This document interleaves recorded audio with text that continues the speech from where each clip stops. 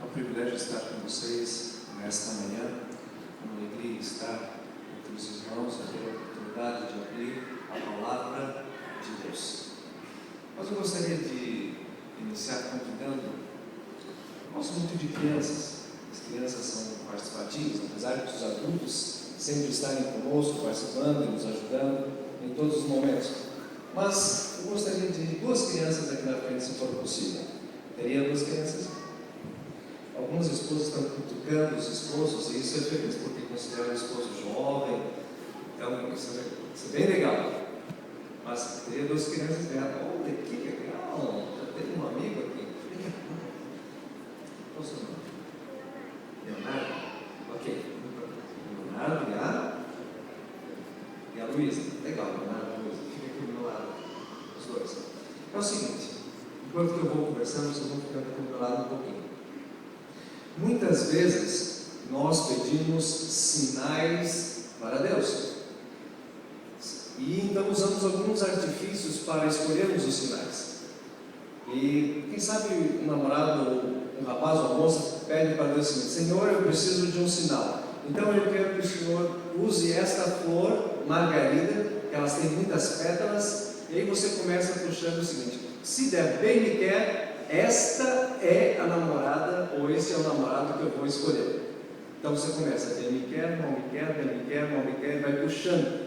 E aí no final deu aquilo, e aí você diz assim: não é esse, ou não é esse. E assim você passa adiante. Alguns dizem o seguinte: se eu passar em alguma rua, algum canteiro e ver um trevo de 4 folhas, este é o sinal. Ou se alguém falar alguma coisa para mim, este é o sinal. Então muitas coisas, muitos artifícios nós usamos como sinais externos para talvez ser a vontade de Deus. Alguns usam o seguinte: eu vou pegar 3 palitos, o que for o menor, vou colocar ali, alguém vai segurar para mim, o que for menor é o sinal de Deus. E assim fazem também, certo? Nesta manhã, claro, eles não vão escolher nada, mas apenas vão, para a ilustração, eles vão escolher para ver se nós conseguimos, eles conseguem pegar um menor palito. Vamos, Luísa, correto? A Luísa primeiro e depois o nosso amigo. Vamos ver, tire um. Esse daí, peraí, agora deixa ela primeiro um pouquinho. Não, primeiro ela, depois eu passo para você, tá bom? Mais um. Qual dos dois? Certo, agora vamos fazer o seguinte: ela vai medir para ver se tem um palito menor que o outro aqui. Vamos ver se são do mesmo tamanho ou não. Vamos ver bem direitinho. Não, um pouquinho mais em cima aqui assim. Do mesmo tamanho. Não posso dar esse aqui para você por enquanto. Do mesmo tamanho. Puxa, não deu certo. Mas mesmo assim, como ela me ajudou aqui na frente, deixa eu pôr os 3 juntos de novo, embaralhar, tá? Como ela me ajudou aqui na frente, algo de participação, mas você tem que prometer para mim que é só depois do almoço, tá? Ok, muito obrigado, pode sentar, certo? E agora o nosso amigo, vou ficar aqui do lado aqui assim, certo? Como é o seu nome? Leonardo. Então é o seguinte, nós temos... Ele está querendo me ajudar mesmo, já está aqui à frente. Vamos lá. Vamos ver se você consegue tirar um menor que o outro. Vamos lá. Primeiro, o do meio. Tá? Mais um. Vamos medir? O que deu aqui? Vai lá. Puxa vida, do mesmo tamanho mesmo. Não deu certo. Vamos fazer o seguinte: eu vou segurar aqui comigo os 3, mas mesmo assim, Leonardo, porque você me ajudou, isso aqui, depois do almoço, tá bom? Então segura com o papai e com a mamãe. E assim muitos fazem, vocês querem ver, né? Os 3 colegas vão mostrar. Muitos fazem testes para verificar qual é a vontade de Deus. Qual o sinal que Deus vai me passar para eu fazer alguma escolha? Que sinal externo devo eu procurar? Qual é o sinal? O perigo de olhar para sinais externos, para orientá-lo na vontade de Deus. Então, como você sabe se Deus está guiando você? Mateus capítulo 12, versículo 38 a 50. O perigo de olhar para sinais, somente para sinais externos. E aqui nós temos vários sinais. Eu não sou de recomendar filmes, particularmente. Não recomendo nenhum filme, porque não assisto muitos. Mas às vezes frases ditas em filmes, elas saem da tela e do dicionário e entram para a vida real, para o nosso dia, expressando aquilo mais ou menos que nós acreditamos ou aquilo que nós estamos vivendo, as nossas atitudes. O filme que vou mencionar nesse momento eu não recomendo a ninguém, tanto que eu não assisti, apenas tenho uma parcial do que é esse filme e apenas vou usar como ilustração aonde quero chegar em relação a isso. Jerry Maguire. Este é um filme interpretado por um ator bem conhecido de todos, Tom Cruise. E o enredo do filme é o seguinte: esse ator ele é demitido e tendo seu novo trabalho, ele é esportista, ele tem que contratar pessoas. E nesse filme ele ali está num novo trabalho e ele tem que ver um novo profissional, um bom profissional. Então ele encontra-se com um que seria possivelmente uma grande pessoa para o esporte, para que ele possa continuar a sua carreira, seus negócios, ganhar dinheiro. Ao ele chegar perto daquela pessoa e fazer o convite, a resposta daquele indivíduo é o seguinte: mostre-me o seu dinheiro. Mostre-me o seu dinheiro. Essa expressão, esse ato de querer ver a realidade, ao ver o dinheiro, é algo que se tornou um lexo americano pelo seguinte fato, porque é pelo dinheiro, o capitalismo em si, que as pessoas vivem. O dinheiro se torna algo importantíssimo na vida das pessoas. Mas a questão é: mostra-me algo. Sem mostrar algo, ou quando nós vamos comprar alguma coisa, se nós não estamos vendo, nós não compramos. Procuramos, claro, às vezes compramos muitas coisas online, mas muitas vezes nós compramos coisas pessoalmente, mais pessoalmente do que online. Contudo, nós queremos ver aquilo que nós estamos comprando, queremos ver o sinal, queremos ver aquilo que está à nossa frente. E assim é o nosso dia a dia. Mostra-me para que eu possa adquirir. Será também esse o aspecto de nossa vida, de nossa fé? Ter que ver alguma coisa para podermos viver? Ou será que estamos questionando a Deus, pedindo a Deus para que Ele mostre alguma coisa, ver a pessoa de Deus através de algum sinal para a nossa vida? Prova-me. Como posso ter eu certeza e confiar em Deus se não estou vendo algum sinal em minha vida? Nesta manhã, nós vamos trabalhar com o texto de Mateus capítulo 12, a partir do versículo 38 ao 50. E aqui nós vamos ver alguns aspectos desses versículos onde é apresentado, onde é ilustrado através da Bíblia esse aspecto de relação. Mostra-me um sinal. O texto está ali.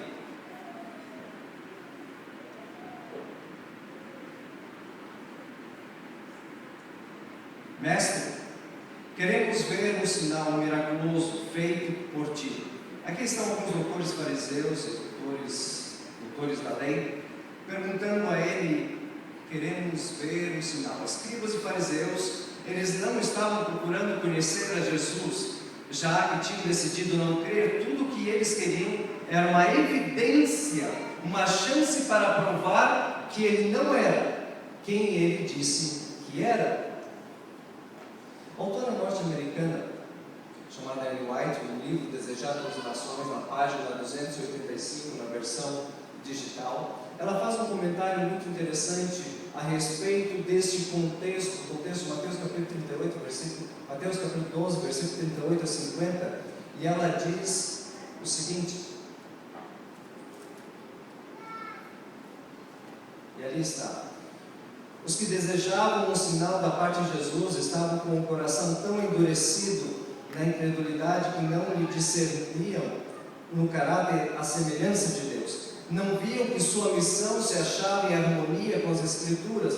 Na parábola do rico e Lázaro, Jesus disse aos fariseus: se não ouvem a Moisés, aos profetas, tampouco a acreditarão, ainda que algum dos mortos ressuscite. Lucas 16:31. Nenhum sinal dado no céu ou na terra os beneficiaria. Exato, as Nações, página 285. Muitas vezes as pessoas querem que Deus prove que Ele existe, e que querem uma prova que Deus está ao lado deles constantemente. Mateus, no capítulo 12, 39 a 41, nós temos o seguinte texto, versículo 39. Então ele respondeu: uma geração perversa e adúltera pede um sinal miraculoso, mas nenhum sinal lhe será dado, exceto o sinal do profeta Jonas. Pois assim como Jonas esteve 3 dias e 3 noites no ventre de um grande peixe, assim o Filho do Homem ficará 3 dias e 3 noites no coração da terra.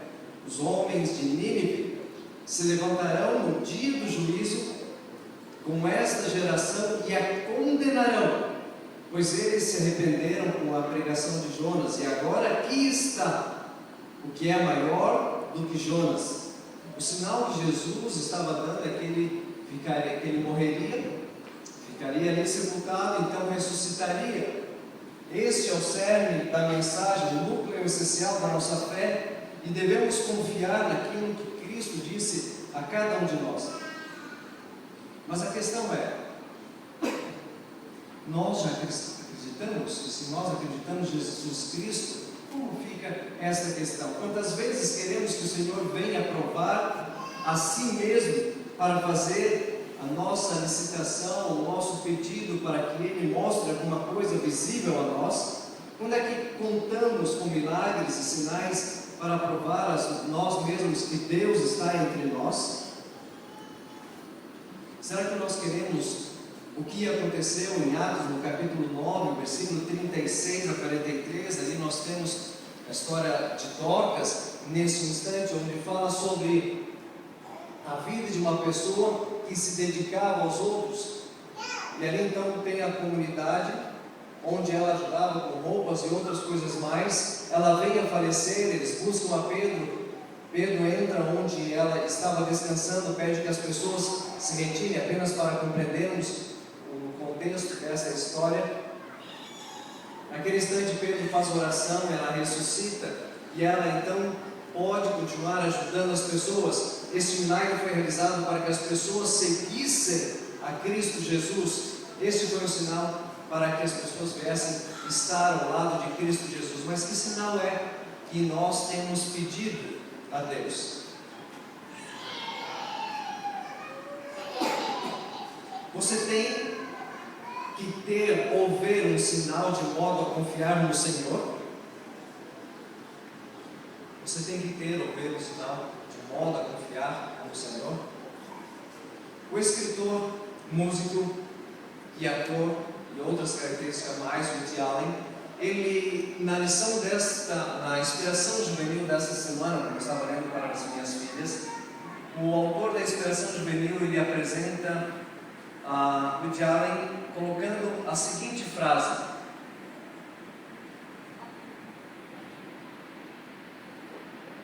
se Deus existe, por que Ele não me dá um sinal de sua existência, como por exemplo abrir uma bela conta em meu nome em um banco suíço? Que sinal você tem pedido a Deus para tomar decisões em sua vida? Talvez você tenha pedido o seguinte: Senhor, eu quero um sinal da seguinte forma. Aqui está um pedaço de lã, estou colocando na frente da minha casa, ou na varanda, no quintal. Amanhã cedo eu quero que tudo ao redor esteja molhado. No dia seguinte você faz o contrário, a lã tem que estar molhada e tudo ao redor seco. Vocês conhecem a história? Possivelmente essa história está em Juízes capítulo 6, versículo 12, onde ali há uma frase que Deus diz a Gideão, e é o seguinte: o Senhor está com você, poderoso guerreiro.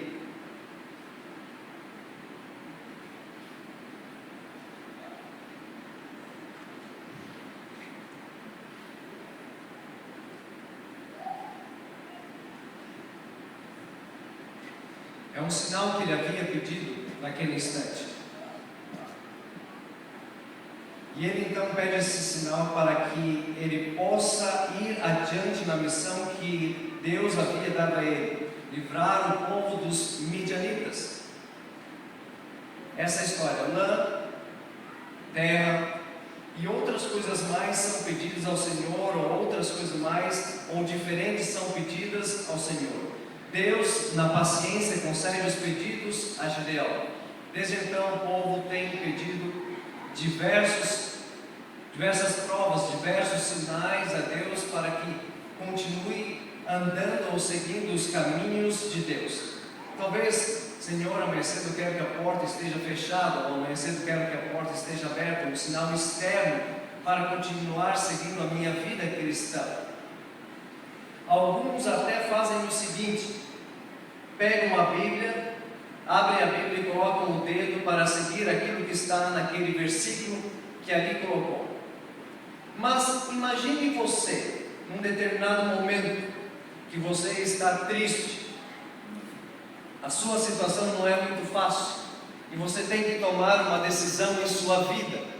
E naquele instante, então, você diz o seguinte, mentalmente ou verbalmente, você diz o seguinte: Senhor, eu vou fazer o que esse versículo da Bíblia me disser para fazer.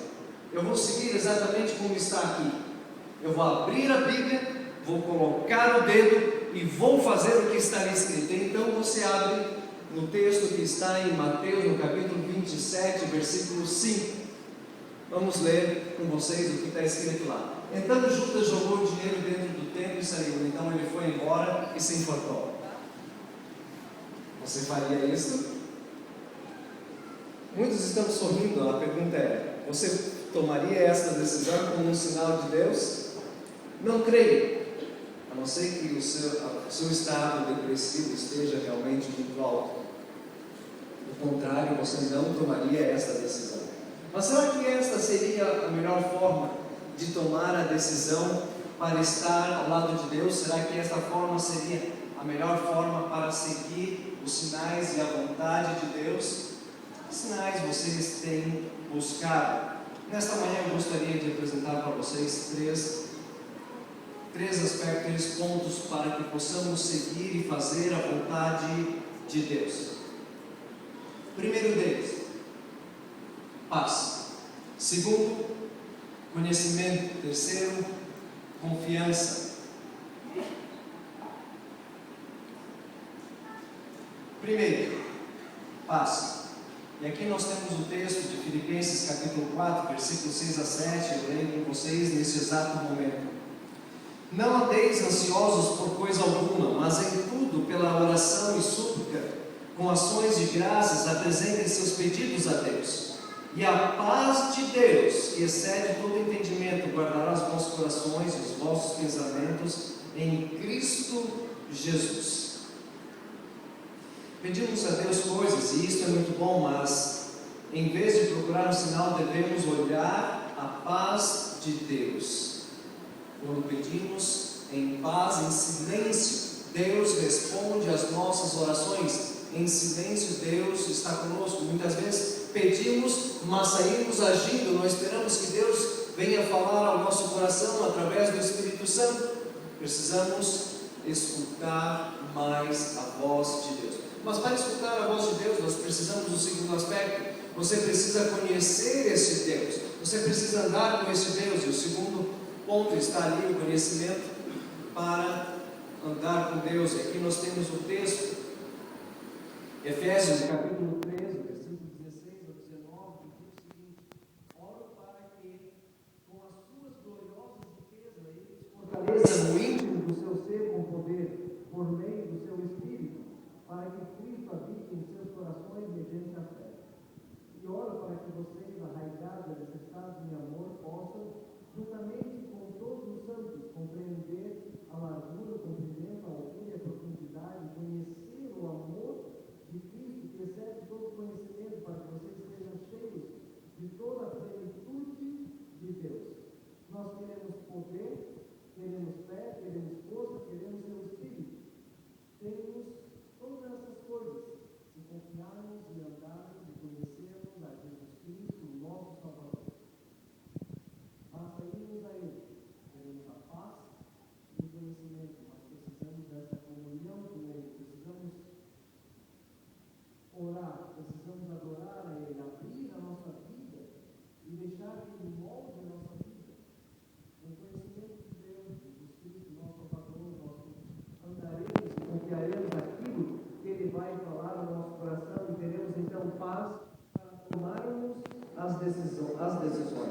mas precisamos também de confiança. Confiar em Deus. E aqui nós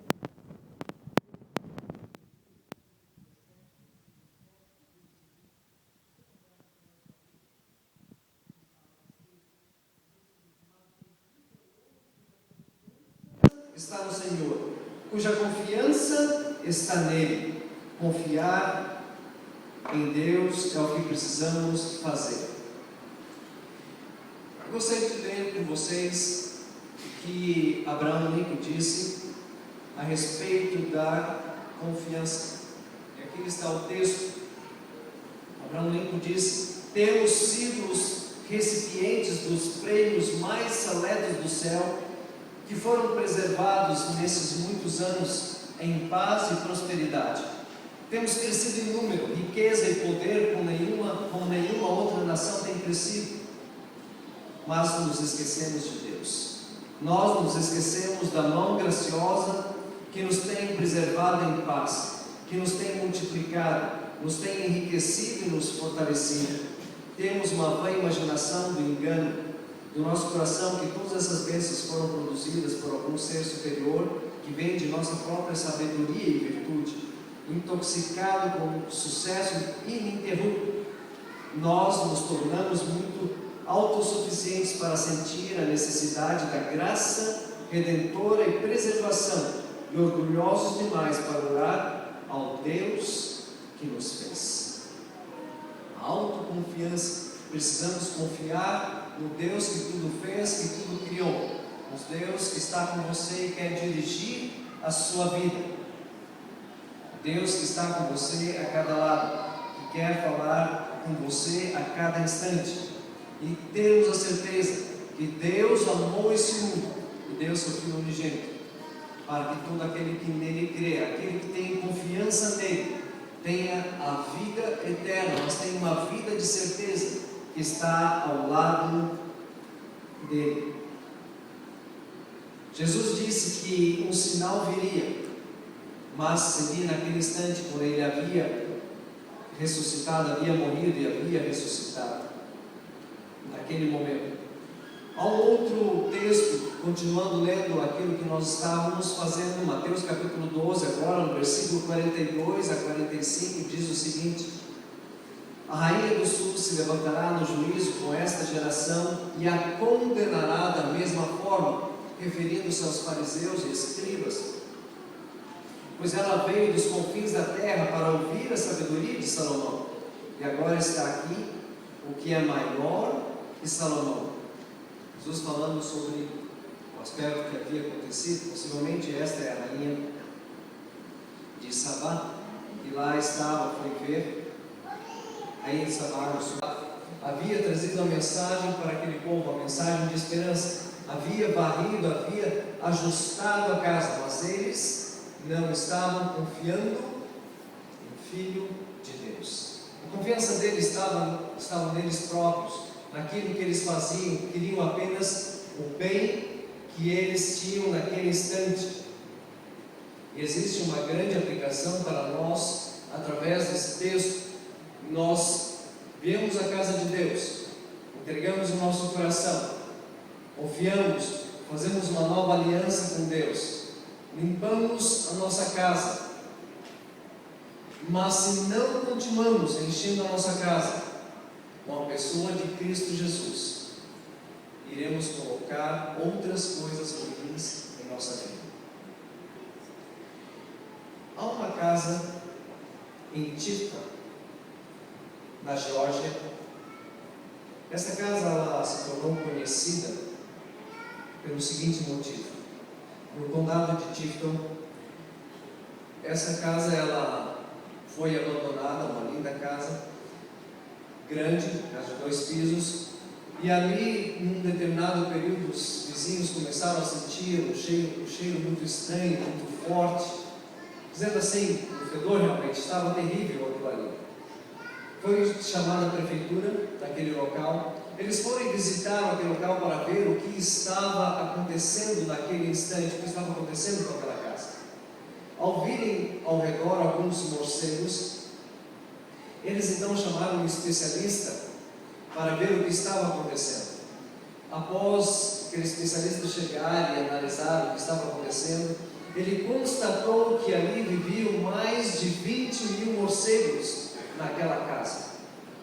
Alguns jovens começaram a chamar aquela casa de Bat House, ou casa do morcego. Ninguém mais entrou naquela casa depois que ali haviam se instalado 20.000 morcegos, ou ninguém mais gostaria de entrar numa casa dessas naquele instante. O cheiro era terrível. Os morcegos, quando entram em algum local, uma casa abandonada, os celeiros começam a deixar aquele cheiro de urina. Naquela casa estava aquele cheiro, junto com um cheiro de madeira velha, que ninguém poderia aguentar. Quando não enchemos nossa casa, nosso ser, a nossa vida com coisas boas, as coisas ruins começam a prevalecer e o mau cheiro, o que é ruim, começa a ser exteriorizado. É isso, né? Perfeito. Começa a vir para fora, começa a transmitir a outras pessoas. Por isso que devemos encher a nossa casa com coisas boas. Pedir sempre que Deus venha encher a nossa vida com as melhores coisas possíveis. E assim ele estava falando daquele povo, dos escribas e fariseus, que eles estavam enchendo a casa deles, não com a palavra de Deus, não com o Filho de Deus que ali estava para estar com eles naquele instante. Salmo capítulo 119, versículo 11, diz o seguinte: guardei no coração a tua palavra para não pecar contra ti. O que acontece é o seguinte: a Bíblia irá mantê-lo fora do pecado, ou o pecado irá mantê-lo fora da Bíblia. Precisamos colocar a Bíblia em nosso coração. Mas que sinal estamos pedindo para Deus? Que sinal Deus está mostrando para você? Logo no início do meu ministério, estava casado com minha querida esposa, estava na igreja. Não tínhamos, nesse momento, nossas duas lindas filhas, alguns de vocês já conhecem. Tem que falar assim porque são lindas mesmo, né? Puxaram por minha esposa. Então, mas é o seguinte: logo no início do ministério, nós estávamos ali trabalhando e logo começamos a enfrentar, trabalhávamos no campo X, começamos a enfrentar algumas dificuldades. O salário estava vindo para nós a cada 1 mês e 20 dias, talvez 2 meses, chegando a completar 4 meses sem salário. Chegou numa sexta-feira, onde a minha esposa, ela preparou o último alimento que nós tínhamos dentro de nossa despensa. Ele foi preparado, oramos a Deus agradecendo por aquele alimento. Havíamos preparado na sexta-feira para o sábado. No sábado pela manhã, antes de irmos à igreja, nos ajoelhamos, oramos a Deus, agradecendo novamente, e colocamos nas mãos de Deus o seguinte: Senhor, nos trouxeste aqui para trabalharmos para Ti, para pregarmos o Evangelho. Temos a certeza que Ele está conosco nesse momento. Temos a certeza que Ele está guiando a nossa vida. O que queres de nós? Oramos. Naquele instante, terminamos a oração, fechamos a casa, fomos para a igreja, a sua escola sabatina, culto divino. Ao terminar o culto divino, quando estávamos ali pela igreja, logo em seguida saindo, uma irmã da igreja chegou e deu para nós um cheque. Aquele cheque deu para comprar os alimentos até vir o próximo salário. Então ela disse o seguinte para nós: hoje pela manhã, o Espírito de Deus tocou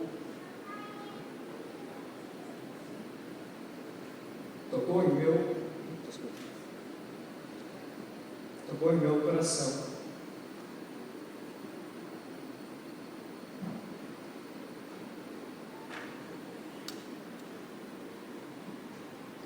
Dizendo que vocês precisavam de algo. no mesmo momento que nós estávamos orando, o Espírito de Deus estava preparando uma pessoa para suprir as nossas necessidades. Aquele foi um sinal de Deus dizendo assim: eu lhe trouxe para ser o meu servo. Depois daquela experiência, não tivemos nenhuma outra experiência nesse sentido. Outras experiências com Deus nós tivemos, mas Deus mostra, Deus está com você. Nós precisamos confiar nele, estar ao lado dele, dizer assim: Senhor, eu estou aqui para te servir. Senhor, guia a minha vida. Eu quero fazer o meu melhor para ti. Eu quero estar contigo a cada instante.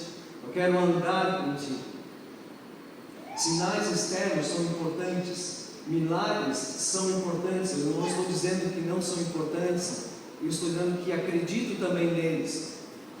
Mas é através da paz, do conhecimento, da confiança em Deus, é que Deus vai guiar a sua vida, dizer o que é melhor para você, dizer assim: meu filho, segue este caminho, esse é o caminho que você deve seguir. Não são sinais internos, como bem me quer, ou palentinho, ou coisas desse tipo. Às vezes até funciona você abrir a Bíblia e colocar o dedo em um versículo. Funciona também alguém abrir a Bíblia e dizer assim, trazer uma mensagem para ti, também. Mas é através da sua comunhão com Deus, do seu relacionamento com Deus, do conhecimento que você tem com Ele, que Ele vai mostrar para você: meu filho, esse é o caminho, seguir. Eu não creio que algum dos filhos de vocês venham pedir para você: pai, me mostre um sinal que à noite eu terei comida. Você já fez essa pergunta para o seu pai? Ou crianças ou adultos? Talvez sim, talvez não. Mas o que nós fazemos? Nós confiamos em nossos pais. Se nós confiamos em nossos pais, que são terrenos e bondosos para conosco, muito mais é o Deus Todo-Poderoso que quer abençoar a cada um de vocês. Ele é bondoso e Ele é fiel para estar com cada um de nós, a cada momento de nossas vidas.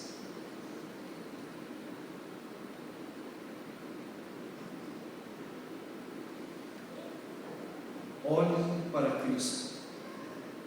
Use os seus olhos para olhar para Cristo Jesus. E com certeza, Ele está olhando para você. Que Deus lhe abençoe. Confie em Deus.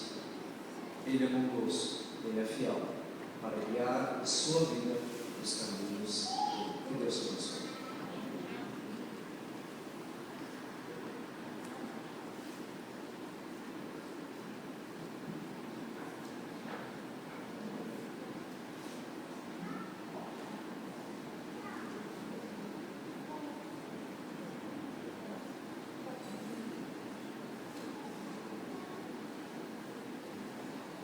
Eu vou convidar a todos para que fiquem em pé, então oremos ao nosso Deus.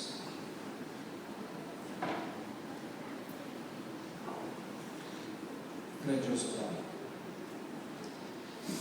nesse momento nós colocamos mais uma vez a nossa vida em Tuas mãos, tendo a certeza que Tu conduzes os nossos caminhos, tendo a certeza que Tu estás ao nosso lado. Obrigado por seu grande amor. Obrigado pelas bênçãos recebidas a cada dia. E nesta manhã, mais uma vez, confiamos em Ti e colocamos nossas vidas em Tuas mãos. Abençoe esta igreja. Abençoe cada criança, juvenil, jovem, adulto, para que sintamos cada segundo de nossa vida a Sua presença ao nosso lado.